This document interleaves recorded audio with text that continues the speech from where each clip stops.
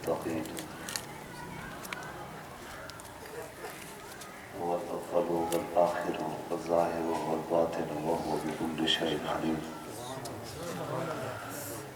أما بعد، أعوذ بالله من الشيطان الرجيم. بسم الله الرحمن الرحيم.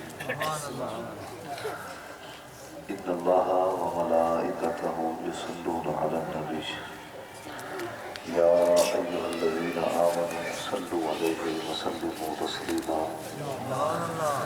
قال الله تبارك وتعالى في شان حبيبه ومحبوبه مخبرا وآمرا: ما كان محمد أبا أحد من رجالكم ولكن رسول الله وخاتم النبيين وكان الله بكل شيء عليما.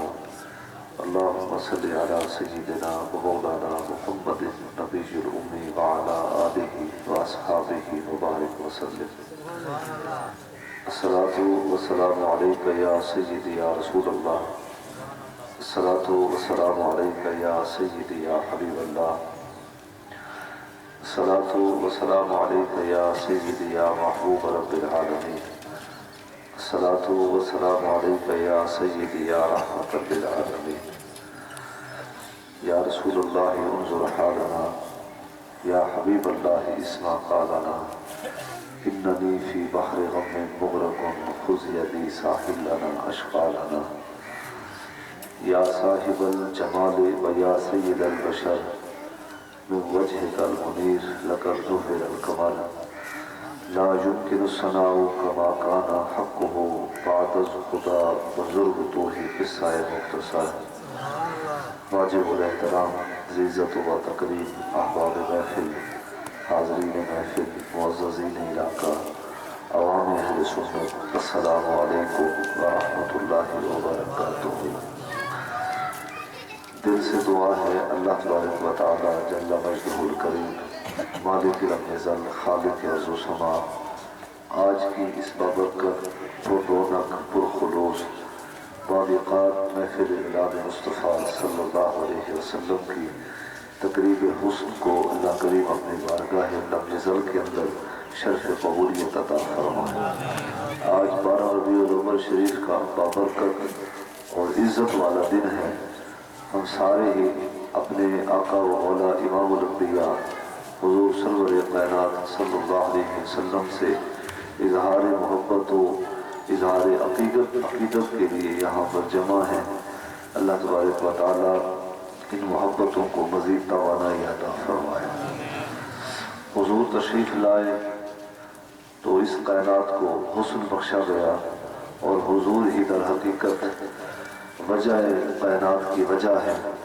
تو اللہ تبارک و تعالی ہمیں اپنے محبوب کی محبت، حضور کا عشق اور حضور کی اتباع کی دولت نصیب فرمائے. فضیلت درود پاک پہ 2 یا 3 احادیث مبارکہ اس مقررہ وقت کے اندر آپ کی سماعتوں کے نظر کی جائیں گی. تقریباً 1 بجے تک انشاءاللہ تعالی ہم سب اپنے پاک رب کے حضور دعاؤں کی التجائیں اور عرضیاں پیش کریں گے. سب سے پہلی حدیث پاک حضور پہ درود و سلام پڑھنے کی فضیلت کے عنوان سے حضرت عبداللہ بن مسعود رضی اللہ تعالی عنہ جلیل القدر صحابی ہیں، اور اس حدیث ترمذی کے راوی ہیں. حضور کی خدمت میں یہ حاضر ہوئے، تو جب یہ حاضر ہوئے تو حضور ان کے عمل کو پہلے سے ملاحظہ فرما چکے تھے. انہوں نے نماز پڑھی، نماز پڑھنے کے بعد انہوں نے ذکر کیا، تسبیحات پڑھی. ذکر کے بعد یہ کثرت کے ساتھ حضور پہ درود و سلام پڑھا کرتے تھے. یہ ان کا معمول تھا، یہ ان کی عادت تھی.